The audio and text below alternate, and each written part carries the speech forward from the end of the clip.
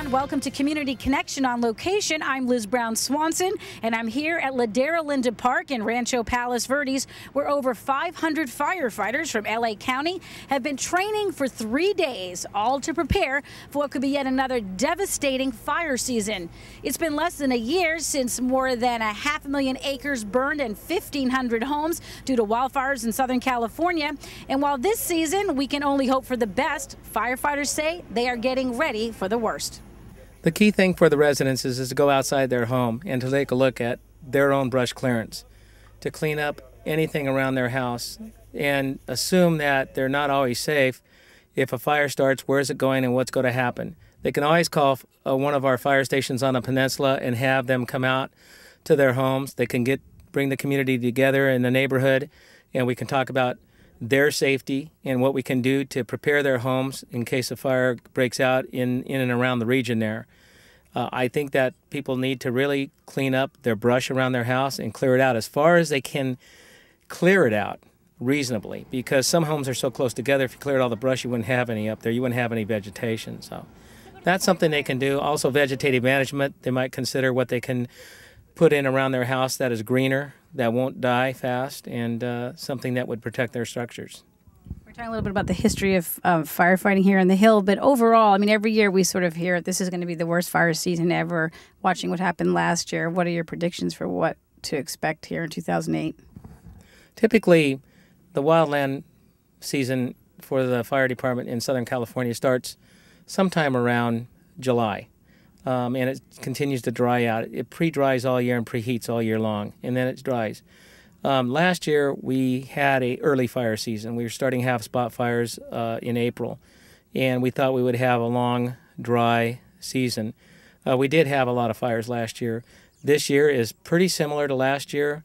However, we know we're not officially declaring it brush fire season yet, but it probably is in Southern California 24/7 brush fire season, and we're prepared to handle it 24/7.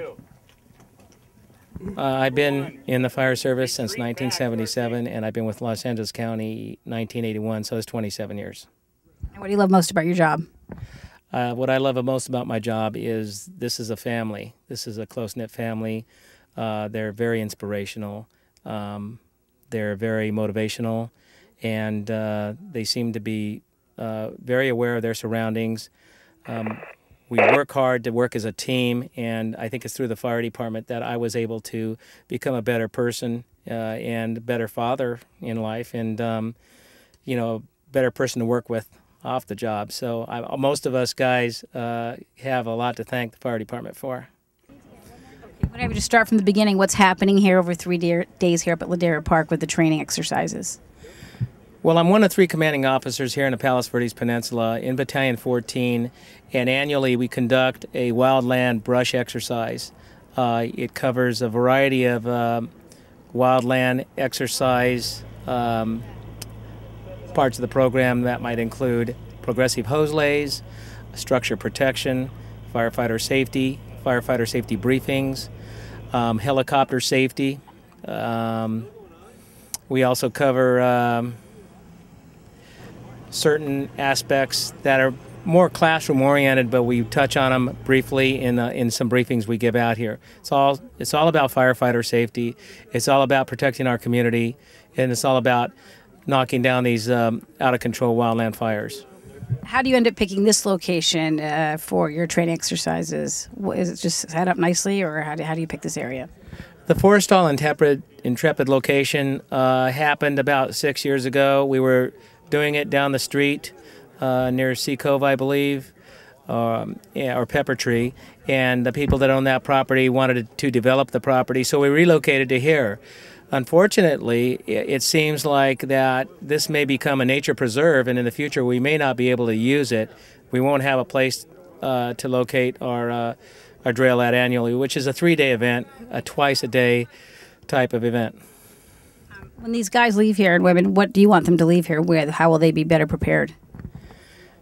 One of the key aspects of this drill is interagency interoperability. This is Los Angeles County. This is a Los Angeles County location. We only have 5 engine companies here right now. We have 21 engine companies from other agencies, including Orange County, Newport Beach, Costa Mesa, the South Bay cities that are not Los Angeles County Fire Department resources. Because we can bring them all together and we can incorporate them into our drill, we identify problems and challenges we have, whether it is at the firefighter level, hooking hoses together, or whether it is at the chief officer level and the command staff level in communicating with each other and coming to agreements how we're going to put out the fire.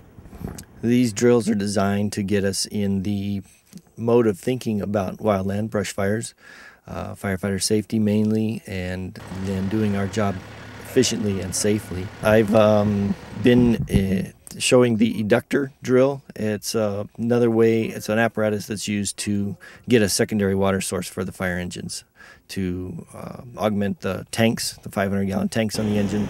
They can utilize this and draft water from pools, ponds, that kind of thing. I mean, obviously, you all firefighters are considered heroes by the community just for all you do, and I mean, obviously, risk your life every day that you're out there. For you personally, why do you do this, and what is it like for you when you are on the scene of a fire? How do you deal with that? First off, I've been with the county fire department for over 20 years, and it has flown by. I work for the best department in the world, and they have given me the opportunity to share my career choice with the youth of Palos Verdes Peninsula. I'm in charge of the Explorer Post 14, and we've currently built up our stats to over 28, I believe it is. And that program helps kids, youth, boys and girls interested in the fire service as a career from age 15 to 21. And they are hands-on with firefighting equipment, and they have the opportunity to go to an academy, and I just enjoy that aspect of it. But for the fire service, I couldn't imagine doing anything else. I worked construction with my dad years ago. It gave me a base of building construction, but the fire service is something that I love, and I tell the kids, you got to find a job that you love, and so you can do a good job at it. And I have with the fire department. It's quite a deal.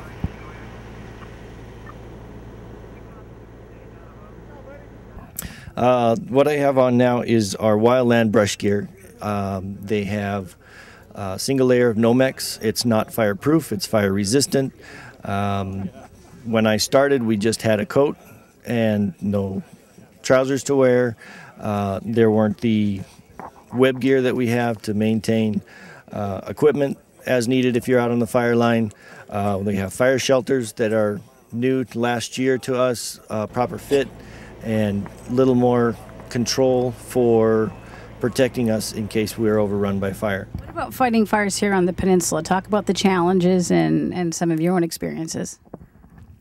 There's quite a diverse community here. We have the wildland, we have the structure fires, we have some commercial up in the mall and down in Lomita. We have quite the vast array of emergency responses that we go to, mainly medical, but when we do have the fires, the brush fires will be quite substantial, or our potential on the hill is quite substantial with the rains. Last month everything was beautiful with the mustard turning yellow and gorgeous green colors, and now this month it's all dead and dried out, so we have to be aware of the situation and have our neighborhood watches in full alert, and those community members that are involved with that doing a great job and watching out for suspicious folks and doing what they're doing. But before I was promoted in 2001, I worked Patrol 83 out of Mariles Plaza for 10 years, and I live in San Pedro, and it's really nice working in a neighborhood that you live in, that you can take care of the folks that you know, and it's quite a challenge, but an enjoyable one. We're talking a little bit now, Chief, about just the history of firefighting here on the Hill. Do you find that the situation here when it comes to fire season is more unique than the rest of the county? Well, this Palos Verdes Peninsula, especially within the Rolling Hills, city of Rolling Hills city limits, presents as high a fire danger rating as we have anywhere in Los Angeles County. We have declared areas of the Palos Verdes Peninsula as a very high fire hazard severity zone. That zone requires larger areas of brush clearance and fuel mitigation. We try to keep the residents in the communities informed on fire danger, the predictability from the National Weather Service, and also our resource capabilities to protect them around their structures. The fire danger here is as high as it is in the rest of the county of Los Angeles, and we don't take it lightly. We have a lot of prescribed resources ready to deploy up here. We did it several years ago on the San Clemente incident. We demonstrated our capabilities 26 miles across the ocean at Catalina Island's Island incident and the Empire incident the year before that.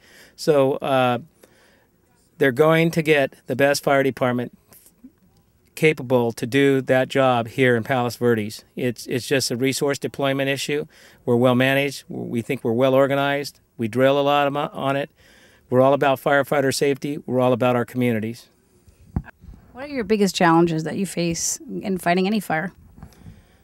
Our biggest challenge seems to be when we have multiple fires going, which limits resources to any one single fire. Our biggest challenge is always communication and being able to communicate between agencies and within our own agency to make sure.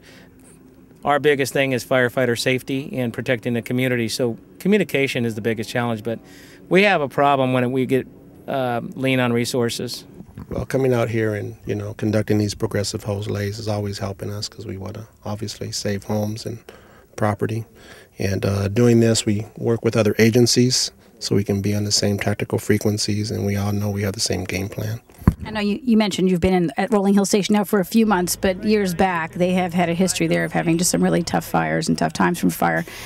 Talk about the challenges in your community. Yes, there's a lot of homes that are, entrapped with a lot of brush and trees, but we've been drilling and requesting for people to cut back and give 200 feet clearance, to provide safety for firefighters and for their homes so we can hopefully save them in the event of a fire. Battalions 1 and 7, brush assignment, Intrepid. It's going to be a tough season.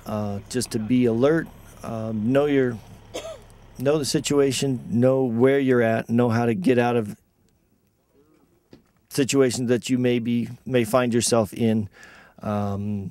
Maintain your property lines for brush clearance, and just be alert. Rest assured that we're out drilling and patrolling every day to keep the community safe. What are some of the exciting highlights of a drill like this, so for you personally? Well, a helicopter's always fun, helicopter drops.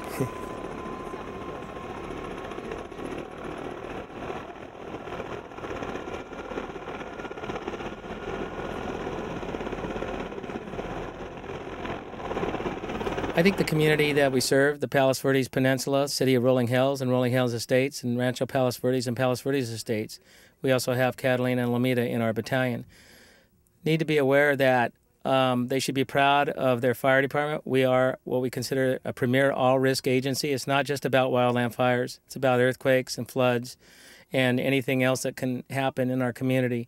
We're proud to serve these communities. We're proud to be the best, and we're proud to be known worldwide as a world-class organization. And that will do it for this edition of Community Connection on Location. I'm Liz Brown Swanson. A big thank you to all of our firefighters out there. And remember, this fire season, please be prepared and be safe. Thanks for watching, everyone.